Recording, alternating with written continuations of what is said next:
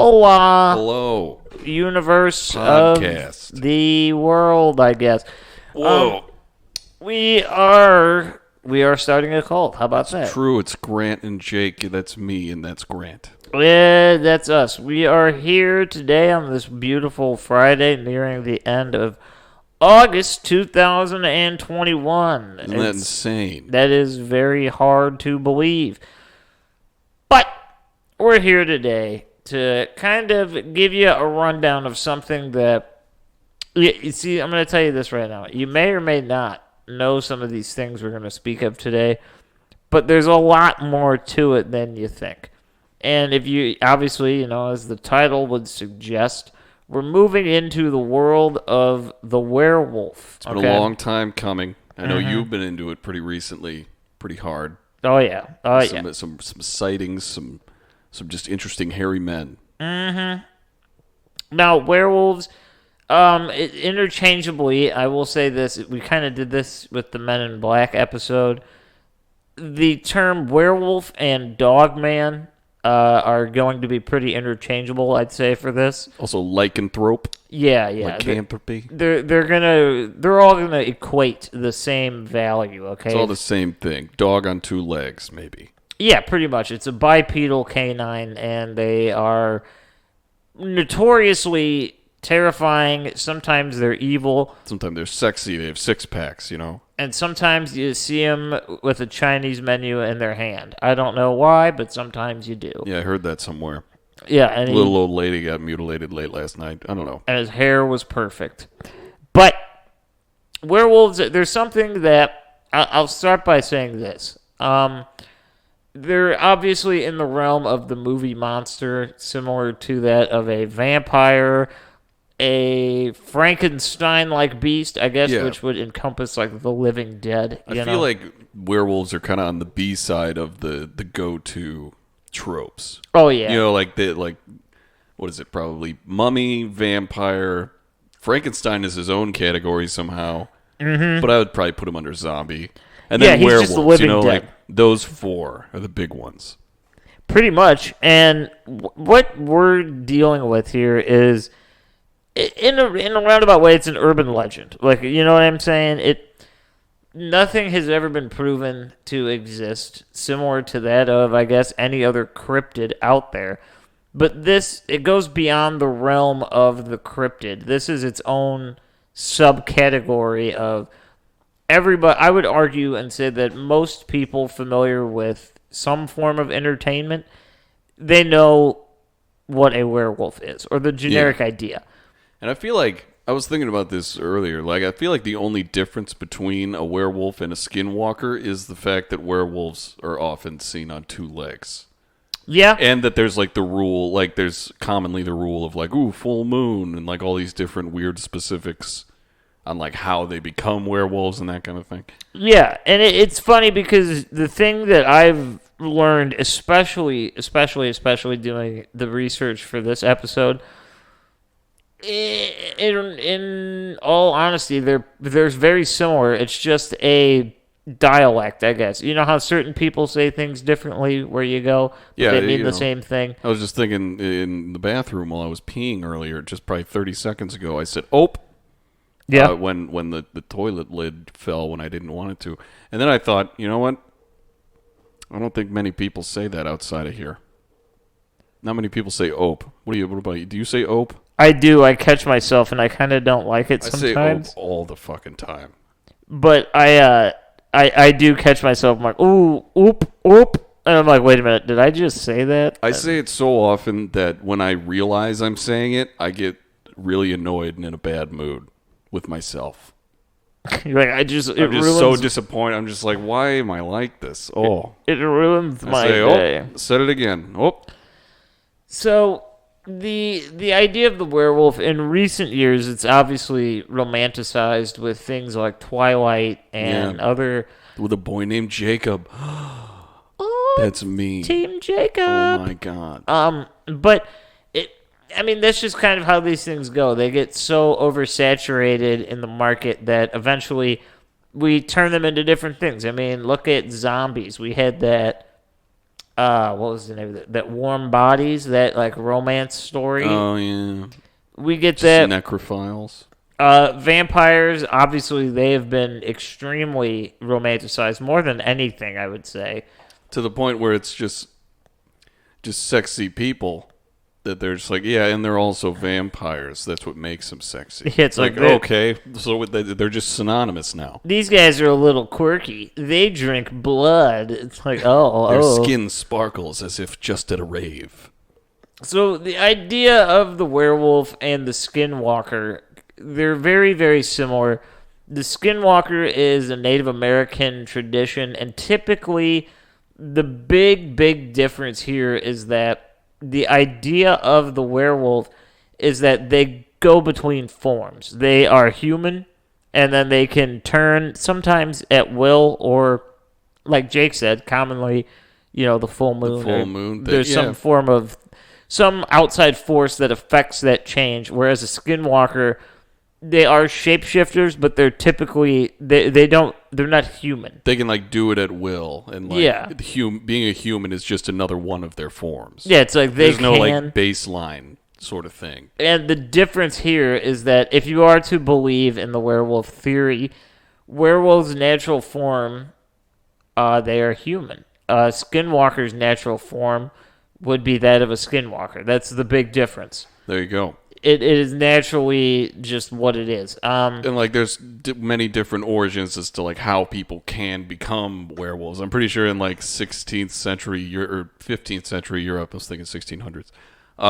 It was commonly believed that if you slept outside in the summer under a full moon on a Wednesday or a Friday, Ooh. you just become a lycanthrope. Lycanthropy up the ass from the moon. Only on Wednesdays and Fridays, though. Yeah.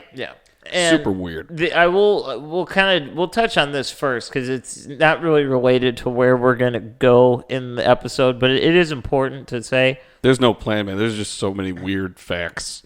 Yeah, it's really just different sightings, kind of some of the historical, I guess, depictions of this and how people came into believe it.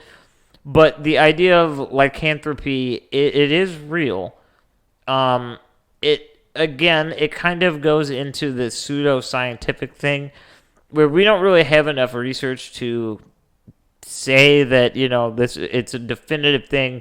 We can find these symptoms, and when you have these, we can chalk it up to this. Yeah, it's like lycanthropy, totally. But it does exist, and it's a medical condition typically believed to be a form of, I guess nowadays it would be mental illness, where one believes wholeheartedly that they are a wolf or a dog or some type of canid creature. It lives on today in the form of furries. Yeah, I guess a little bit. Maybe? You think? No, they give it a bad name. They're more centered on fucking each other in these suits. Yeah, they're Maybe. more... They're more of they're the lighter side. Never met a furry, honestly. If you're a furry, email us. Well, that you know of. And yeah, I don't know. Well, that's another thing. It's come on, be free with it. If it's nothing to be ashamed of.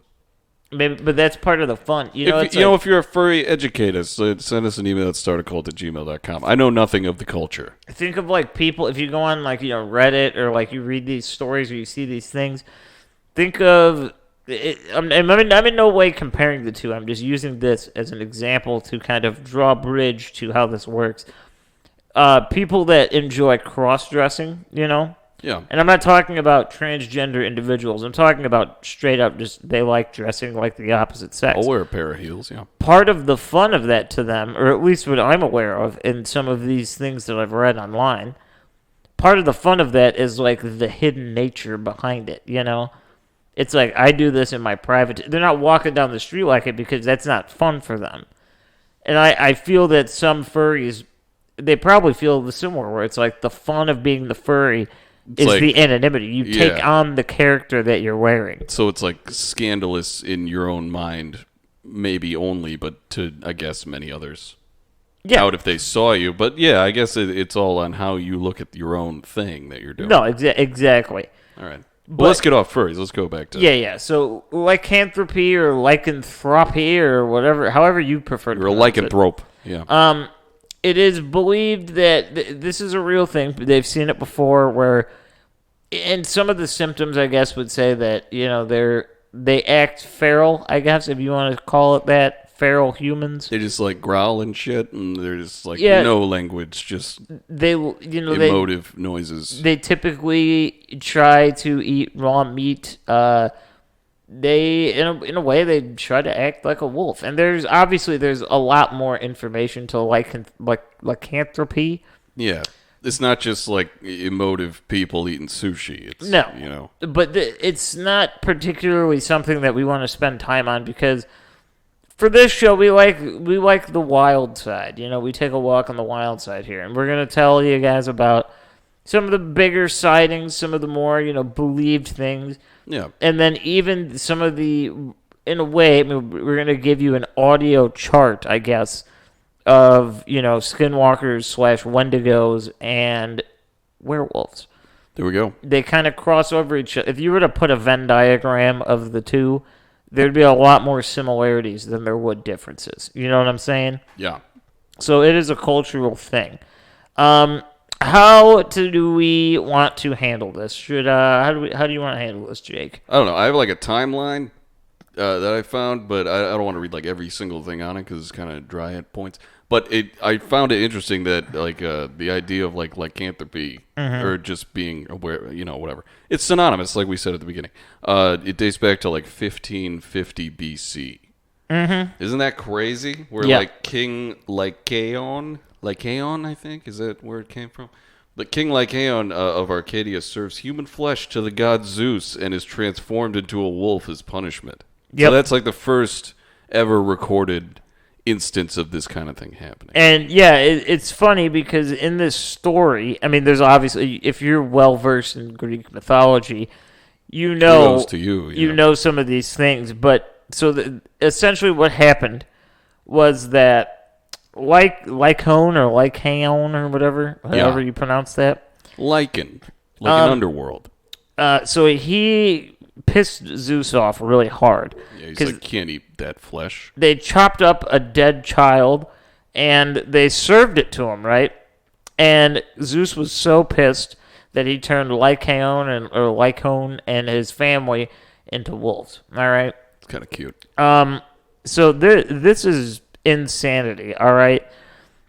Before, I guess, maybe, shouldn't say before this, but another, at least what scholars will look at as one of the earliest examples of the idea of a werewolf is the Epic of Gilgamesh. Ooh, Epic of Gilgamesh. It keeps coming up. Right? It's like of origin stories, it's the one everyone keeps going back to. Well, in the story of which I have never read because, let's face it, I don't have the attention span to read that. We could spark note it.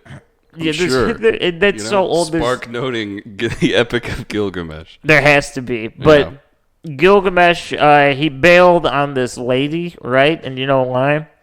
Because according to them, she had turned her previous mate into a wolf. Yeah, I'd cut it off probably. So yeah, these two examples, they're very, very, I shouldn't say generic. That makes them sound kind of throwaway.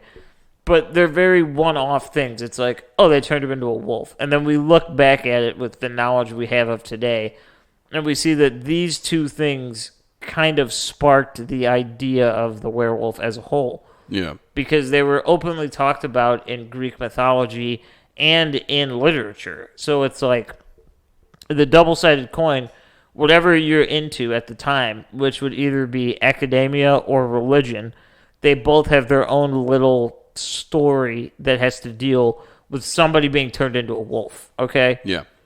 Romans were all over it in the BC times, but it wasn't until like 2,500 years after that thing with Zeus I talked about happened that like it even occurred in the English language, like that it was even recorded the word werewolf. Right. That was in 1020.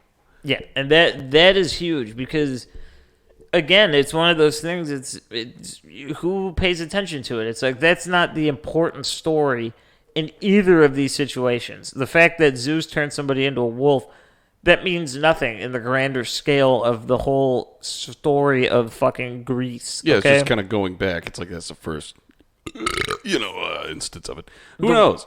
The one thing that I want to bring up that I find interesting, probably more so than anything, is the very, very, very strange similarity there between the Greek mythology story and the later Native American stories of skinwalkers. What they really won't tell you about skinwalkers or Wendigos, I'm pretty certain we brought that up in the Skinwalker Ranch series. I'm almost certain we did. Yeah, Native Americans are not keen on even discussing No, at all, ever. No. But the whole thing about the Skinwalker, just a quick, spark notes here. It is somebody that is with bad intention. They're evil, for lack of a better term. But that is not the only thing that you need to do. The other thing you need to do is, typically, according to legend, you have to eat and digest the flesh of a loved one. Yeah. Interestingly enough, I can't imagine that that's very common. I hope I'm correct in that statement. That is a crazy parallel that I had not even thought of. That's nuts. Yeah, so that's one detail that they seem to leave out of the more contemporary studies of the Skinwalker. Yeah. They mostly just chalk it up to like, well, it has to be somebody that's pure evil. But the actual legends have pretty descriptive things that you have to do. And that's one of the big ones. I'd say, consuming flesh. a loved one, I'd say that's a pretty big step to leave out. That is right up there. Imagine signing up to be a skinwalker. You're like, I'm pretty evil. I'm down for this new job.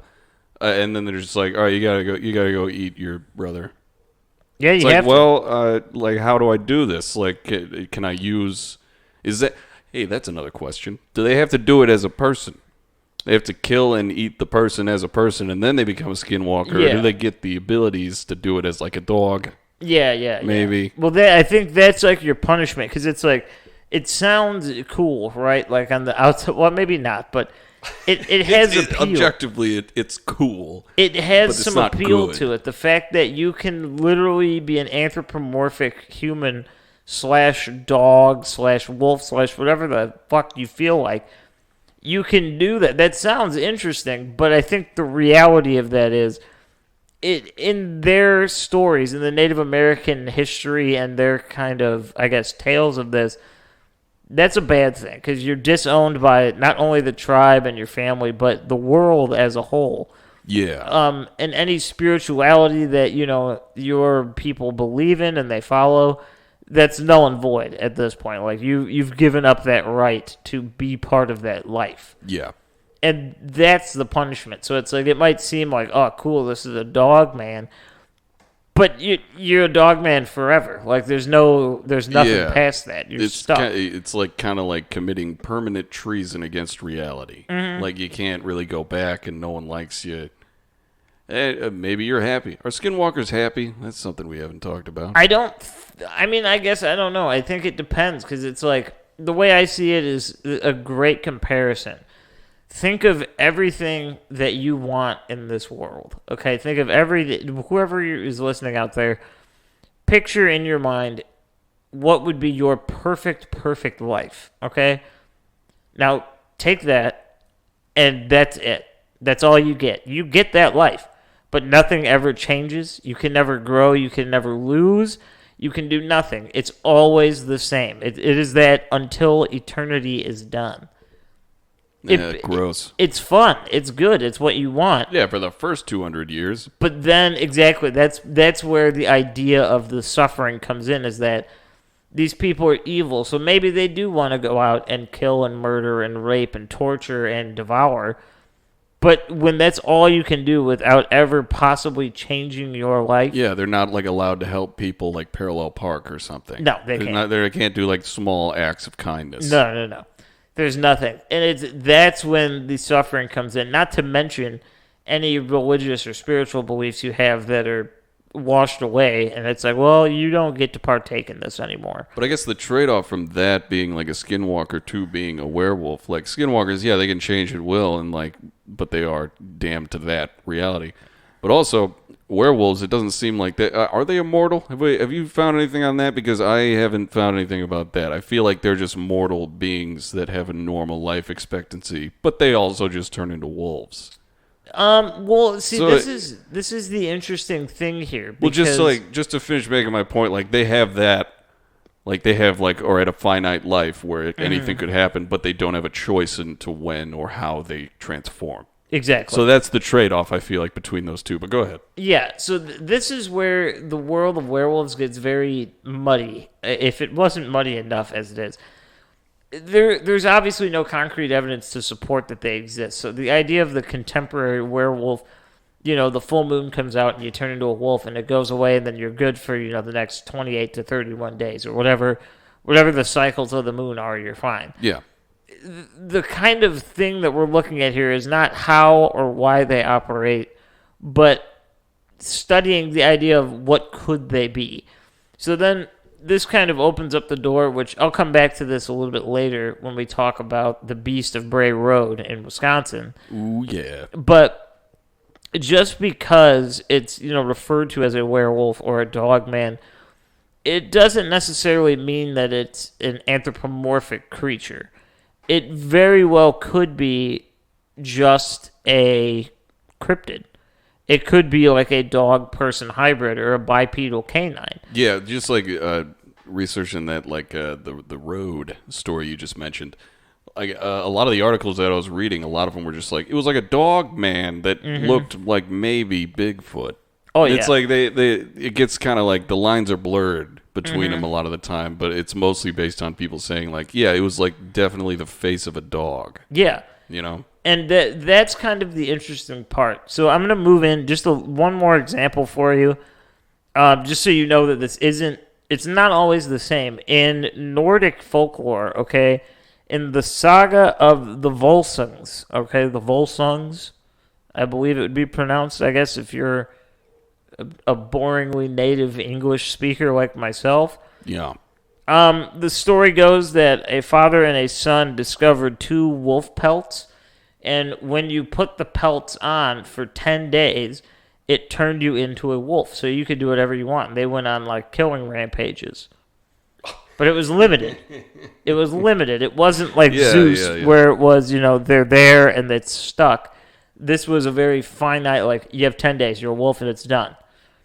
So these are some of the very, very, very early examples of people being able to turn into wolves, okay? It is interesting because like that, it kind of sounds like a Goosebumps-esque sort of thing. It's like if you wear this pelt, it fuses to you and you are a wolf. It's like that Mask, whatever the Mask story was. Yeah, wasn't it like from like another planet or some shit? I don't know. I don't know, something like that. But I don't know, man.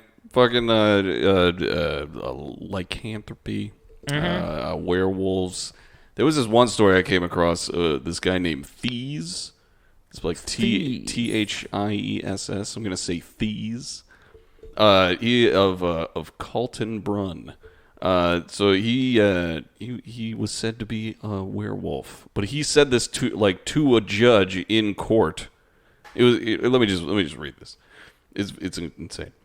In 1691, the judges of Jürgensburg, a town in Swedish Lavinia, brought before them an octogenarian known as Thies of Kaltebrunn. So he was like in his 80s.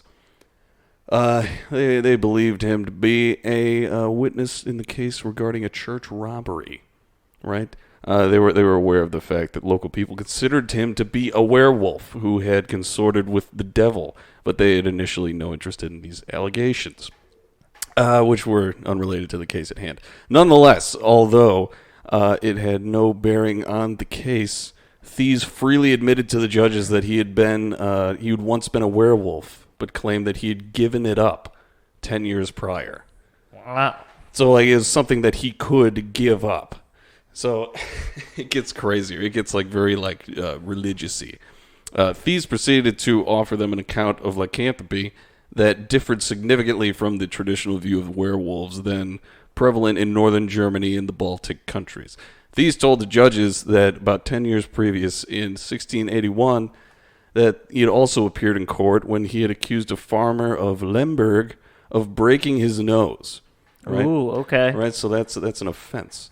So according to the story that he had told, he had traveled down to hell as a wolf, where the farmer, who was a practicing Satanist witch, had beat him in the nose with a broomstick decorated with horses' tails. Okay, cool. So apparently the devil, this was like a normal thing for him, for Thies and like a group of other werewolves. They would go down to hell 3 times a year and fight Satan and his witches, trying to get the shit that the witches stole from Earth back to bring back to the farmers. So the werewolves were like, in a sense, like Robin Hood. Yeah, okay. They were like a Robin Hood sort of situation, but they ended up actually imprisoning Thies because they were just like, we don't believe you. We think you're working for the devil. That makes so like sense, the though. fact he's going to hell is not even like a question. They're like, of course. They're just like, no, you're not going against him. You're on his side. So they put him in prison. Okay. So I thought that was a pretty cool story. I would have to agree. Fighting witches in hell. So it's kind of similar to this. We're gonna talk a little bit about the idea of what made the werewolves kind of famously infamous, I guess you could say. You know, Yeah, they're very mixed creatures. what brought about this contemporary view that we have of them being these cold-blooded killing machines that, you know, come out at night and tear you apart? Well, I'm going to be honest. I don't typically like to put blame on countries, okay? But I'm blaming France for this one. Because France has a lot of different examples here. I'm going to go over the big 3, okay?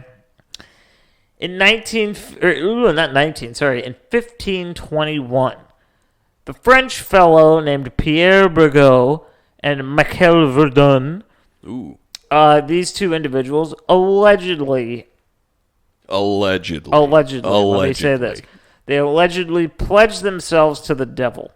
And they went around openly bragging about the fact that they both had this ointment that when they applied it to their skin would turn them into wolves, okay? They were later confessing to brutally murdering several different children, and they were both burned at the stake. And the reason, you might think, oh, this is, olden times. They burn people at the stake for no good reason. It was believed, this was before the idea of bullets, okay? We didn't know what the fuck that was. So it was like, the way to get rid of a wolf was, you burn it. You burn the wolf. You get rid of it. Yeah, I mean, fire purifies. Mm-hmm. Except with Ouija boards. Then we got Gilles Garnier. Okay. It's spelled Giles, but he's a French guy. So I definitely imagine it's like Guillet. Or like Guillet. Wait, how is it spelled? Giles, like Giles. Giles. There's no way that a guy from France's name is Giles. It's like Gilles, perhaps. Giles. Gilles Garnier. Yeah. He was given the moniker the Werewolf of Dole. So this was in the 16th century, and funny enough, he claimed the very same thing, that he had this special ointment given to him by the devil that could make him turn into a wolf. Again, he would eat and murder children, not specifically in that order, I guess. They never really clarify, but I assume that there's times where it happens simultaneously. Mm-hmm. So this opened up a lot of debate, okay?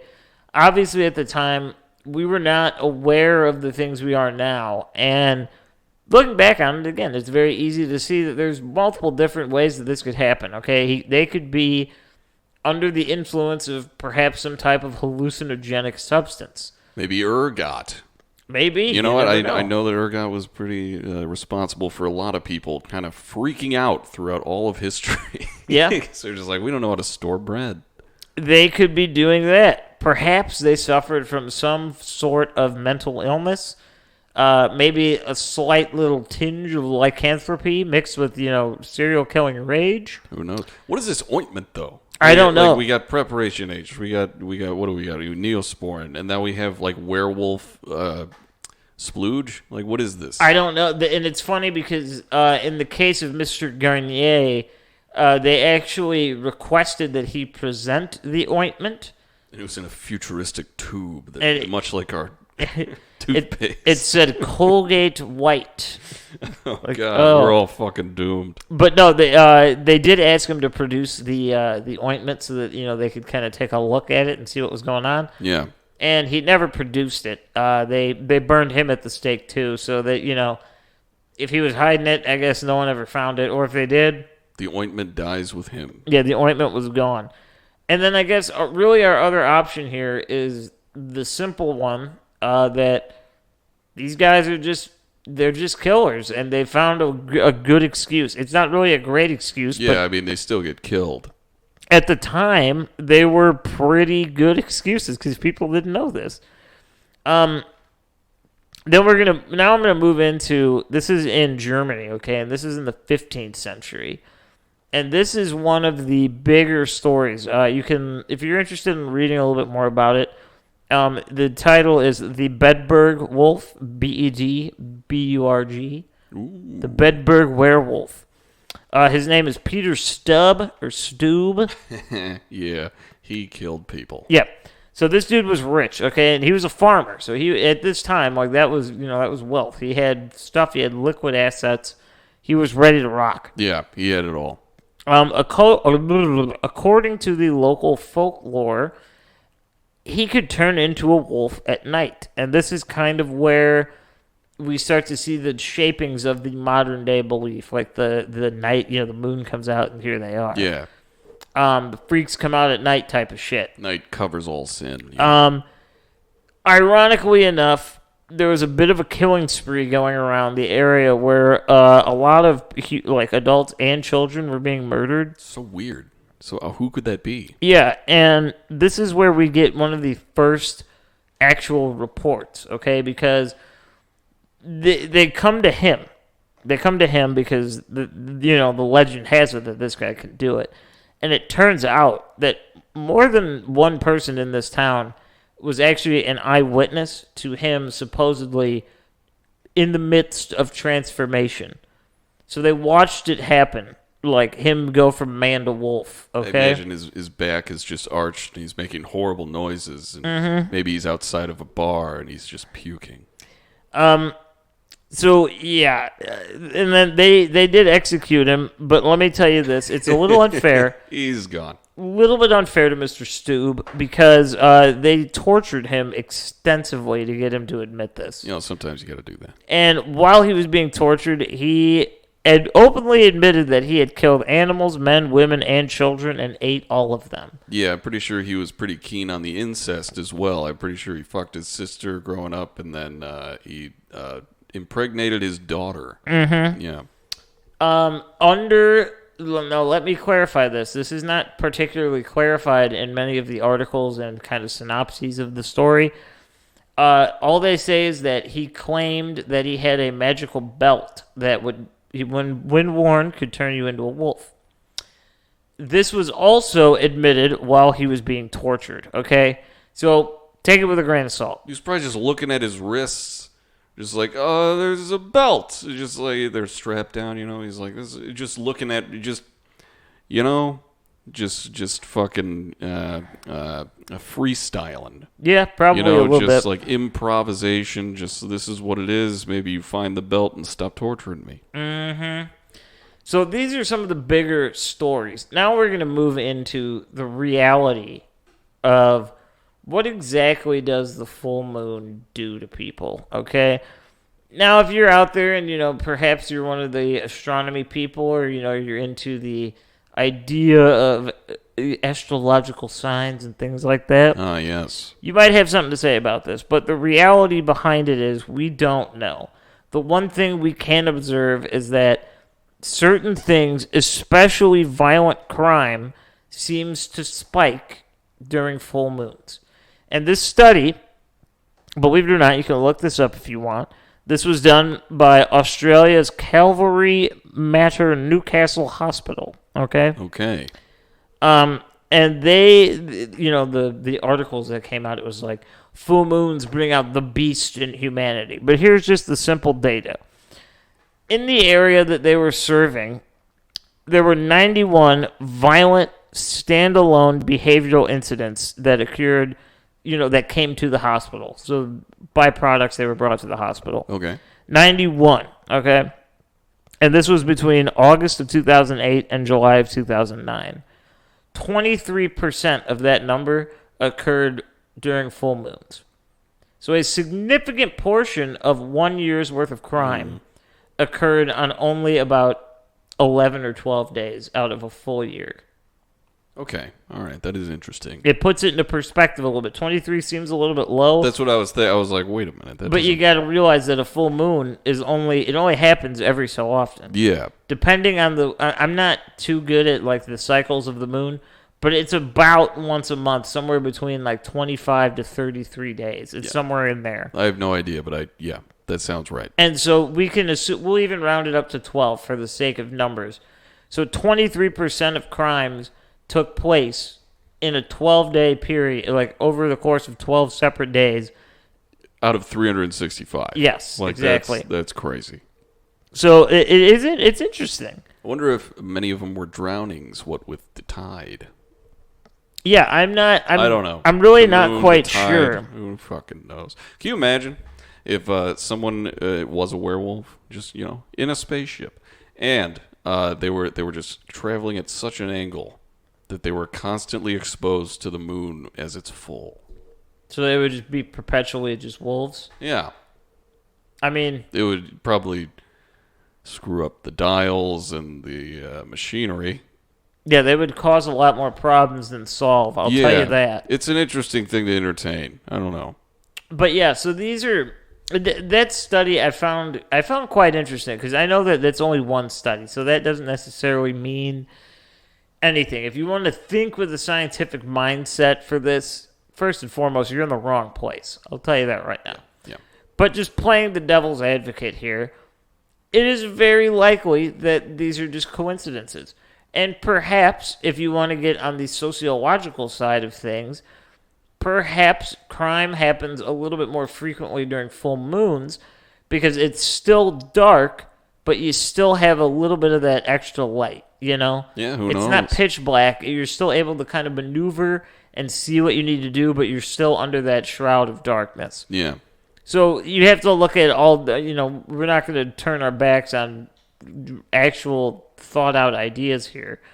But you can't deny that it is interesting. 23% ain't nothing to sneeze at. There is some real interesting stuff. So I have one more story that takes place. This one's a little bit more recent in 1715.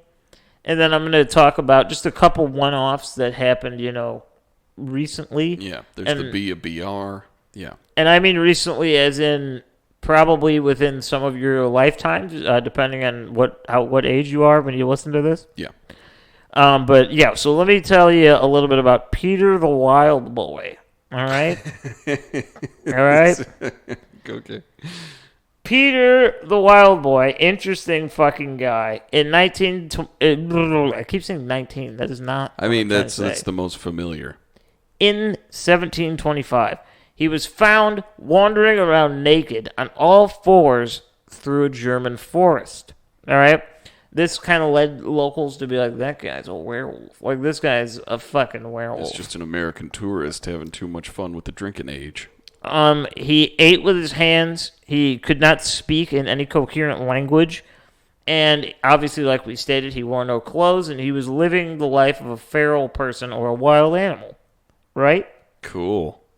Yeah, it's interesting, I guess you could say. I mean, you just find that? You just find a person like that? He was actually eventually adopted by the courts of King George I and King George II. Good for him. And he lived out the rest of his life as their pet. Oh, never mind. Holy yes. Shit. He was their pet. Did they pet. at least give him clothes? No. No, they wouldn't deign. No, okay. So, interestingly enough, contemporary research, finally I'll be able to get this year right on the first go-around, in 1978, something was discovered called Pitt-Hopkins syndrome, okay? And this is a condition that causes lack of speech, seizures, distinct facial features, and facial reconstruction. And I don't mean like surgery. I mean like it makes your face look non-normal, I guess. Yeah. Difficulty breathing, and intellectual challenges. So it's believed nowadays that this story of Peter the Wild Boy, he suffered from Pitt-Hopkins syndrome. Obviously, there's no way to know. I mean, this took place. We didn't know about this idea of this syndrome until about 250 years after this happened. Yeah. But some of the other interesting things here that we're working with, there's a lot of medical conditions out there that have encouraged this idea of the werewolf, okay? So like we said, lycanthropy. In more extreme cases of lycanthropy, people actually believe that they are a werewolf. It's not always that way, but it certainly has been before. Believe it or not, some cases of food poisoning can cause people to have reactions similar to like rabies, like where you kind of have that like, if you didn't know any better and you were looking at him, you'd be like, that guy is crazy. No way. But they're just sick. So you know what I mean? Yeah, someone like drops an egg roll on a dirty floor and I eat it and I can just turn into a werewolf? Well, not obviously you couldn't turn into a werewolf, but someone sneezes in my salad and I become an animal. In your head, or maybe to an observer that doesn't know any better, they might think that this is the case. All right. Well, they don't wash their hands after they wipe. That's true. And I just become just a dog. How about this one, huh? Hypertrichosis. That is a rare, extremely rare genetic disorder, and if you've seen Big Top Pee-wee, yeah, you would know that guy actually had that, and that's where you have like that crazy facial hair growth. Really? And it's all over your body. Like, it's super rare, but you grow hair like you're a fucking Bigfoot. Yeah, okay. So I've seen like pictures of those dudes in like the early 1920s and like freak shows and shit. Oh yeah, like it can very, very, very easily happen. Yeah. But so these are some of the more, I guess, what you'd call basics. It doesn't particularly mean that werewolves have to be real, but there are things out there that might lead others to believe that if they don't know any better. Yeah, there's a lot of reinforcement. Mm-hmm. The hypertrichosis, as I said, sometimes it's referred to as werewolf syndrome, simply because, I mean, just look at the name. You know what I mean? No, yeah. But we're going to, you know what? Let me go into this first. We'll talk about the Beast of Bray Road. Okay. Now, for those of you remotely familiar with cryptids, things like that, this is a big one. This is a really big one. The Wisconsin werewolf, dude. Yes, it has been researched time and time and time again. And the first sighting was in 1936, okay? Elkhorn, Walworth County. And most of these sightings, there's really not much to them past the fact that they're going to kind of glance over and they're going to see this thing that is tall, bipedal, covered in hair, and has the facial and head structure of a dog or a wolf. Yeah. And I've noticed that there's like a common story in like cryptids like this where the cryptid like chases someone's car. Yeah. And it has red eyes and stuff, and then they like get out when they get home and there's like, oh, there's claw marks on my car. Yeah. That is also present in this story. Oh yeah. Cuz I mean there are sightings all over Bray Road, and I mean this goes all the way up even to the present day. I don't necessarily know how valid some of these claims are because there's a lot of them. It's hard to sift through it and pick out the ones that you deem trustworthy, you know? Yeah. But it has been researched. Just so you do know, you can actually visit Bray Road. It definitely is not as exciting as you think. I mean, it's just a road, okay? But it is cool. It's in it's in a couple different like places. It cuts through Elkhorn County and Walworth County, and it actually got a movie and a documentary named after it Yeah, in the like year 2005. Oh yeah. And then if you do, I will say this: if you really, really, really want to get some crazy in-depth details about werewolves and werewolf sightings, there is a woman named Linda Godfrey. Okay, and I'll post the link to her website below. I'll just advertise it for free because it's very interesting. Yeah, why not? Is she related to Gilbert? I believe it's spelled differently. Damn it! It's because it's like Godfrey, you know. Fascist. But she's very, very interesting. She's been collecting these reports like forever. Like she's got reports all the way through here, and they're a couple of the more contemporary ones. Is it specific to Bray Road? Or No, is it no? There is she, all over the country. But believe it or not, as far as I was able to ascertain based on like things on her website and skimming over some PDF copies of like her books. Yeah. A good chunk of werewolf reports come in Wisconsin. And they're not in the northern region of Wisconsin that you might believe. They're typically in like the southeast, southwest part of Wisconsin. Like towards Illinois? Yeah. And Wow. it's very strange because you wouldn't particularly expect that. But there are a couple common tropes that you can look for. Okay? And more often than not, they're seen in tall, grassy areas or like cornfields, things like that. Yeah, Midwest. Classic. Where there is brush to kind of, stealthily walk through. Sometimes, obviously by some type of fresh water source. And a lot of sightings come around farms. And, it's easy pickings. It's food right there. No, it's true. Yeah. Mm-hmm. It's the grocery store. So there is one report that I actually found very, very, very interesting. Now, don't get me wrong. I don't know enough about Linda Godfrey to give you a detailed analysis of how trustworthy she is. But I think I can assume that she's not going to put bullshit in her book. Like, she takes this very seriously. She is one of the forefront cryptid hunters. She's one of the biggest, if not the biggest, female cryptid hunter in the world. Yeah, those are hard to come by. And she has collected she's written book upon book upon book of different things, and a lot of them come back to the dog man, or werewolf, I guess, as you could say. Dog man. But it's a huge part of her collective stories. And there's one that I found really interesting. And like I was saying, I don't know if it's particularly trustworthy, but it's interesting nonetheless. Okay. So this girl, very young in age, around between 8 and 12 years old, is with her brother. And the mom is doing laundry at the local laundromat. And her and her brother go outside, and, they're running around. They're having some fun. They're in the park. Being children. Uh-huh.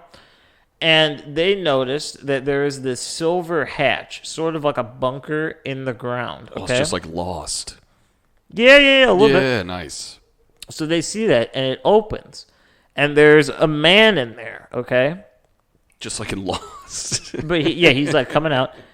Interestingly enough, I heard her describe it as a white puffy shirt.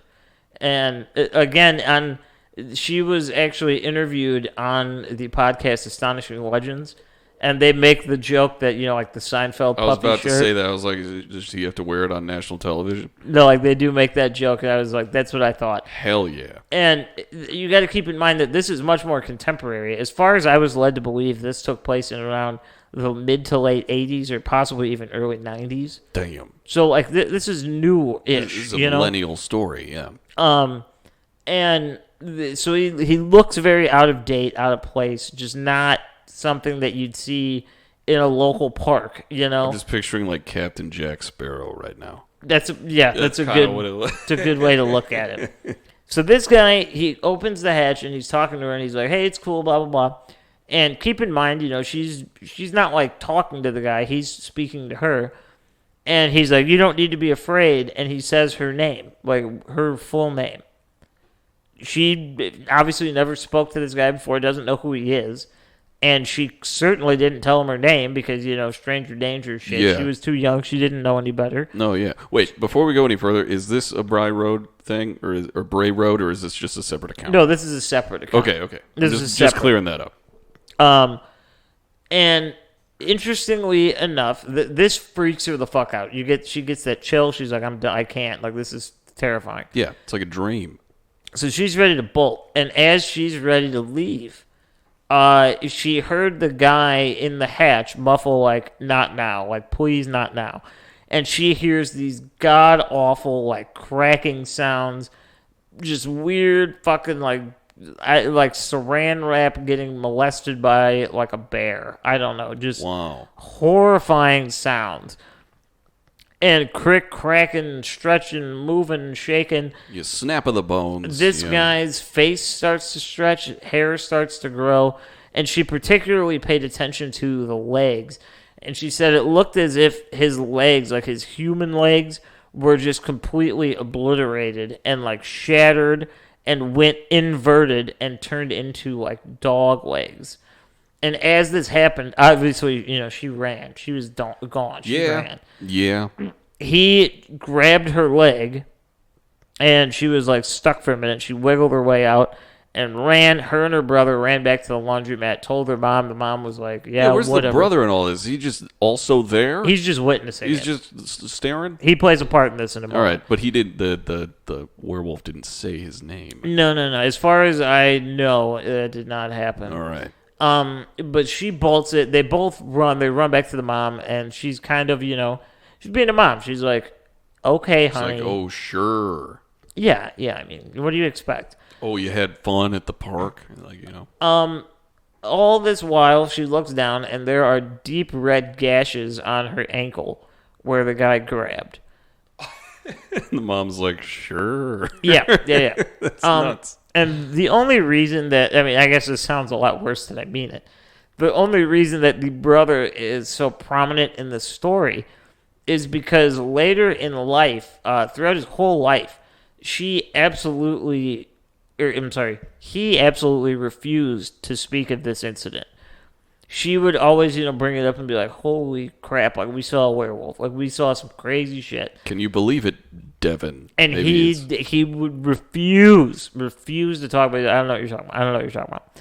And eventually, they did have a discussion about it, and it was like, okay, I'm not crazy. He saw what I saw too. And funny enough, the way this story rounds out is that when she began telling her story to Linda Godfrey, she does not play around.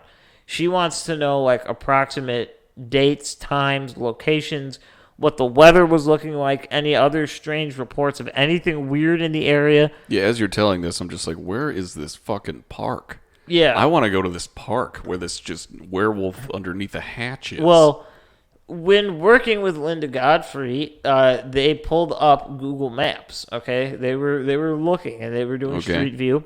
And the park that she spoke of existed. The way she described it existed. The laundromat was right across the street, right next door. It was still there. The only difference is it was freshly paved. So the hatch was no longer. No longer was the hatch remaining. But again, like I said, if you just a cursory little glance at what Linda Godfrey does, and you'll know that she's not doing this for the sake of spreading rumors. This is something she takes very seriously, as well do the people that report these stories. Yeah, it's not for like the sake of sensation. It's like, yes, this is fucking crazy. All these people are coming to me with these stories. Yeah, exactly. With incredible detail. Exactly. And I do apologize. I know I jumped from Bray Road to this. The reason I did that is because Bray Road, there's some stories of people, perhaps getting their car attacked, like Jake said, or, something strange. And even, like, there are some, like, factual things. Like, there are weird, like, animal mutilations on the side of the road where, like, just specific organs are taken. But that's really the extent of the craziness. Yeah. And it's a long standing thing. I mean, I think a lot of areas have places like that where they have their own kind of history to it. Yeah, I mean, we got Reeder Road here. We got the Demon House like a mile away. That's true. You know? And it's like these things, they kind of start to take on a life of their own after a while. But Bray Road is a big one. People still go there. It is private property now, so like, you know, people try to go there and camp. You can't do that. I don't think if you're walking on it during the day, anything particularly illegal is occurring, but, you know, you can't, like, do shit. Well, I mean, what are you more afraid of, a werewolf or a shotgun? Good point. That's the trade-off, you know?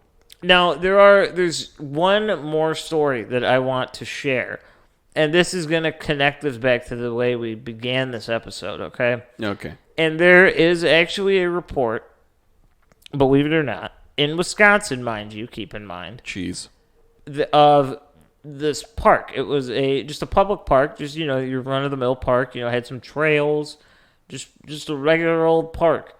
And in the very, very far-off corner of this park, near the tree line, there were multiple people that saw this weird kind of blackish mass, right? And as they approached it, they saw what they believed to be a very, very large dog sitting like a human, like with his ass on a seat, his feet down, and like his chest up, you know, like a regular person would sit in a chair. I imagine his elbows on like his knees and shit, just like he's had a hard day at work. And he was smoking a cigarette. Why is that always happening? He was smoking a cigarette. Skinwalkers, that happen with the skinwalkers too, is just smoking dogs. Mm-hmm. Jesus. Exactly. This is the reason I wanted to bring it up. He did have a hard day at work. Because these things, we came full circle in this episode. We started with similarities and we ended with similarities.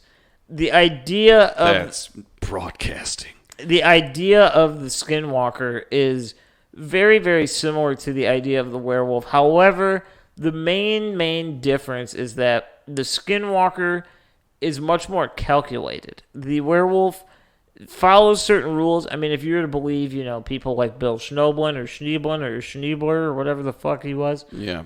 Werewolves operate similar to that of the vampire, where they cannot enter your private property without permission. Skinwalkers, in a sense, are the same, but they do this by many different means, other than just like, come on in here, puppy.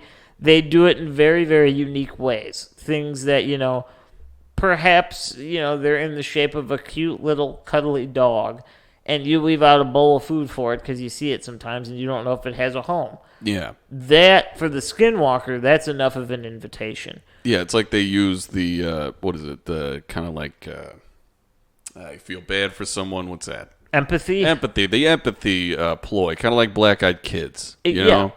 Exactly. And the werewolf, at least as far as, you know, as far as we can research in the time we have, there's not many stories of things like that. The werewolf kind of just does what it wants when it is capable of doing it. Yeah, it's not much of werewolves coming up to people. It's more people coming across werewolves. I will say the one thing that creeps me out the most about the skinwalker, I know the skinwalker isn't this episode, but they kind of go hand in hand.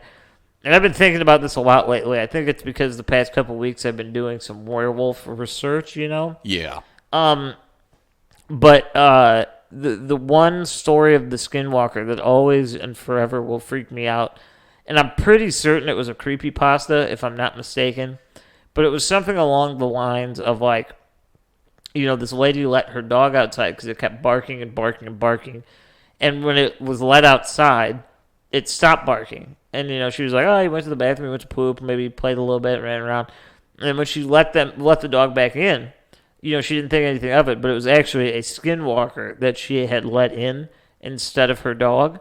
Oh, my God. Is that why you watch Navi piss from the door every time you let him out? It is, because I don't. I just wondered why you were just like, you're just hanging out in the door? Okay. I hate it when he goes like on the side of the house, especially at night, because like we'll leave the door open and like I'll just watch him like, ain't nothing coming in here and fucking killing this guy and coming into my house. I just learned something about like a daily behavior I've witnessed. Yeah. Wow.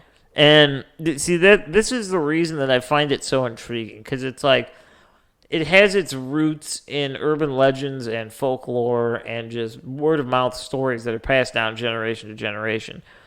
But in a roundabout way, it's kind of similar to, I mean, obviously it is. It's a tulpa, similar to, Slender Man, like we just talked about, where it's so ingrained in the human psyche that it is real, even if it isn't what we think it is. Maybe these bipedal canines that we see, maybe it's just some form of like mutant wolf dog or something that's large and it's standing. It doesn't have to be so evil, but because we have all this folklore and history, it takes on this extra role of something that we are projecting onto it. It's the literal power of memes to their true definition. What a meme is we're making it goes meme tulpa reality. Yep. Yeah. No, 100%.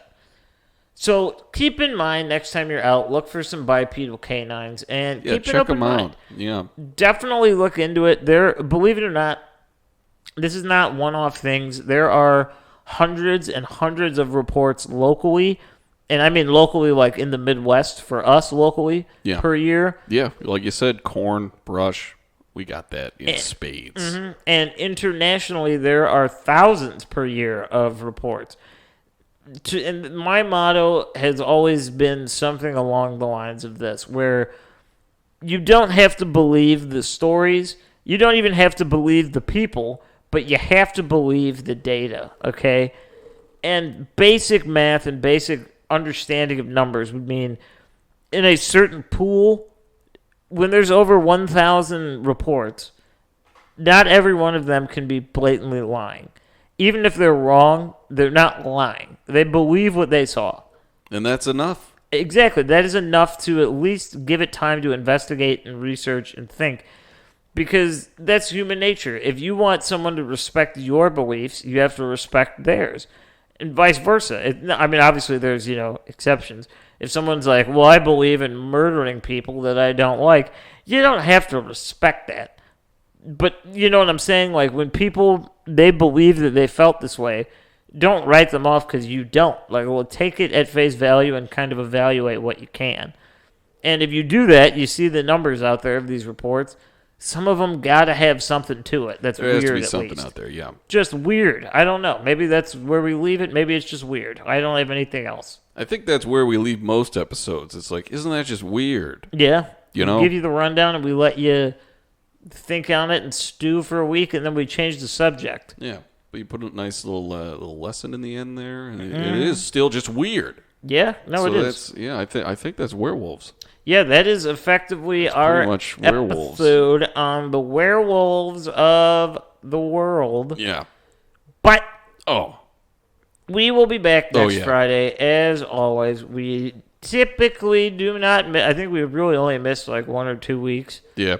There's something, but yeah. Even that, we still put out an episode. It wasn't fresh, you know? Yeah, even so. We have the Patreon.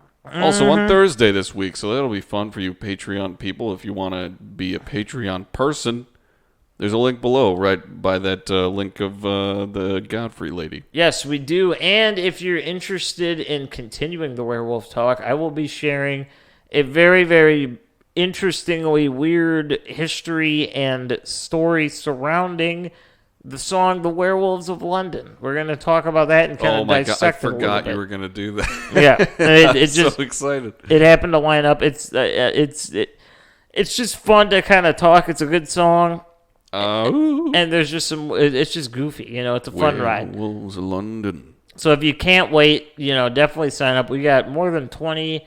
I think we got like 24 or 5 episodes up or something like that now. It's so much content. Yeah, like there's a good amount of content on there, and it gets we're doing it bi-monthly, so you get 2 per month. It's always there for you. Yeah, there you go. You can follow us on all the stuff. All of the shit. Yes. Follow us on all the shit. It's everything. Facebook, Instagram, Twitter. We have YouTube. We're on there. You can subscribe. You should do that. There's also the Patreon link below. And startacult@gmail.com with any questions, concerns, or comments that you want to give to us. Maybe you make fun of us. Maybe you say we're cool. Maybe it's some sort of mixture of the two. Maybe you have a story. individual stories on some sort of topic we could cover. Maybe suggestions. Startacult@gmail.com. Hook us up. Give us some fuel that Give you us would the like. fuel. We love Let you us all. light you up. And we will see you. If we don't see you Thursday of next week, we will see you Friday. Most of next assuredly, week. yes. So enjoy and have a great time. Love you guys. Goodbye.